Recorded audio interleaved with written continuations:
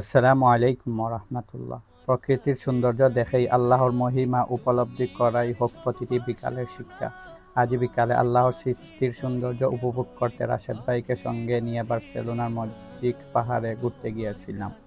পাহাড়ের চূড়ায় চারিদিকে সবুজ গাছপালা, নির্মল পরিবেশ আর মুগ্ধকর প্রাকৃতিক সৌন্দর্য সব মিলিয়ে মনটাকে সত্যি সতেজ করে দেওয়ার মতো একটি জায়গা। কিছুক্ষণ সেখানে বসে দুইজন গল্প করলাম। প্রকৃতির মাঝে কাটানো এই সময়টা ছিল খুবই প্রশান্তিদায়ক। সবচেয়ে ভালো লাগার বিষয় ছিল সেখানে বাংলাদেশের জাতীয় ফুল শাপলা দেখতে পেলাম। প্রবাসের মাটিতে শাপলা ফুল দেখে যেন হঠাৎ করেই দেশের স্মৃতিগুলা চোখের সামনে ভেসে উঠল। সত্যি এমন জায়গা না এলে হয়তো উপলব্ধি করা যেত না আল্লাহ তাআলা তার এই পৃথিবীকে কত অপরূপ সৌন্দর্যে সাজিয়েছেন। ঘোরাঘুরি শেষ করে মাগরিবের আগে মসজিদে পৌঁছে জামাতের সঙ্গে মাগরিবের সালাত আদায় করি। আল্লাহ তাআলা আমাদের সবাইকে ৫ ওয়াক্ত সালাত নিয়মিত ও আন্তরিকতার সঙ্গে আদায় করার তৌফিক দান করুন, আমিন।